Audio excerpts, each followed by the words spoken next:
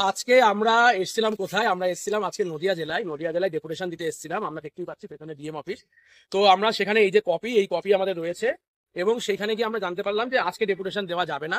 ডেপুটেশনের জন্য আমাকে অ্যাপ্লিকেশন করতে হবে। সেই জন্য আমরা আজকে অ্যাপ্লিকেশন করে দিয়ে গেছি এবং এই অ্যাপ্লিকেশন করার সাথে সাথেই আমাদের 7 দিনের মতো সময় দেওয়া হয়েছে। হয়তো 7 দিনের মধ্যে এসে আমরা আমাদের সদর্থক উত্তর জানাতে পারবো ডিএম স্যারকে সরাসরি। কিন্তু সেই দিন আমরা চাইছি যেদিন আমরা সরাসরি আসবো সেদিন নদিয়া জেলাতে এত অ্যাসপিরেন্ট রয়েছে। নদিয়া জেলার ছেলেমেয়েরা তো এরকম নয় যে তারা শুধুমাত্র টাকা দিয়ে প্রশ্ন কিনতে চায়। এটা তো নদিয়া জেলা সম্পর্কে একটা জোর করে দাগিয়ে দেওয়া হচ্ছে। জোর করে দাগিয়ে দেওয়া হচ্ছে মানে এতদিন এই ঘটনা ঘটেছে বলেই দাগিয়ে দিচ্ছে, তাহলে দাগালো কেন? তো আমরা চাইছি যে এই ঘটনাটা নদিয়া জেলা থেকে পার্মানেন্ট রিমুভ হয়ে যাক।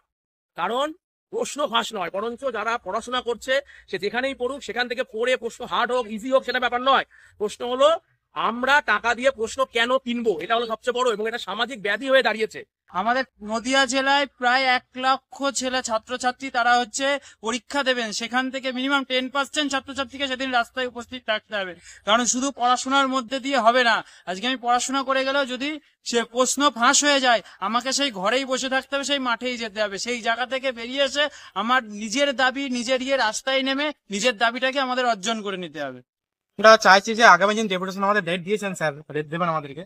এই জন্য অন্তত পক্ষে 100 জন আমরা এই অফিসের বাইরে উপস্থিত থাকতে পারি। 2 জনকে ভেতর রাখতে হয়তো বাকি আমরা বাকি জন যেন বাইরে অপেক্ষা করি। আমরা যেন স্যারকে বলতে পারি যে আমরা কোনো প্রশ্ন আছে বিরোধী আমার। যে আমরা ডেপুটেশন দিতে এসে ডেপুটেশন তো দিতে পারিনি, অ্যাপ্লিকেশনটা দিয়েছি। নেক্সট দিন আমাদের ডেপুটেশন হবে।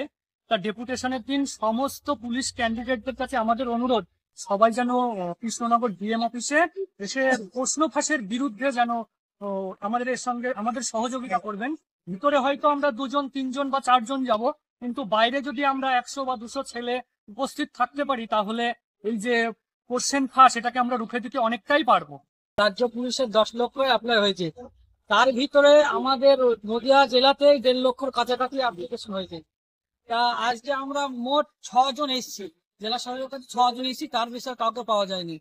তাই সবার কাছে আমার একটাই অনুরোধ, সবাই একজোট হয়ে আগামী দিন যেই দিনকে আমরা আসবো সবাইকে জানিয়ে দেবো, সেদিন সবাইকে আসতে হবে।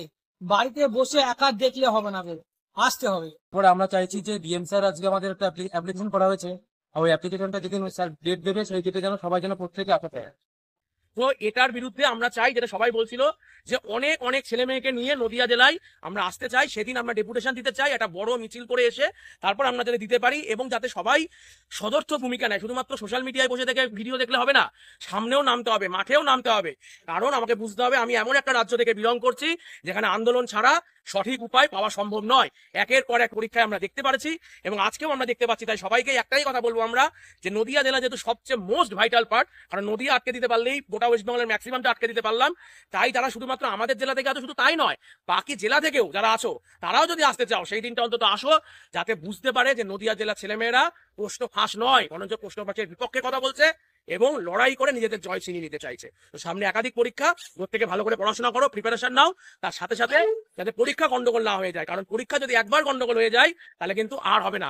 সিরিয়াল শর্টে পরীক্ষা, একবারই চান্স পাবে তোমরা পরীক্ষা নিজেকে প্রমাণ করার জন্য, এবং সেখানে যদি গন্ডগোল হয়ে যায় তাহলে কি করে হবে? গরিব ঘরের ছেলে মেয়েদের কথা কে ভাববে? তাহলে গরিব ঘরের ছেলে মেয়েরা পিছিয়ে পড়তে, এটাকে মেনে নেওয়া যায় না।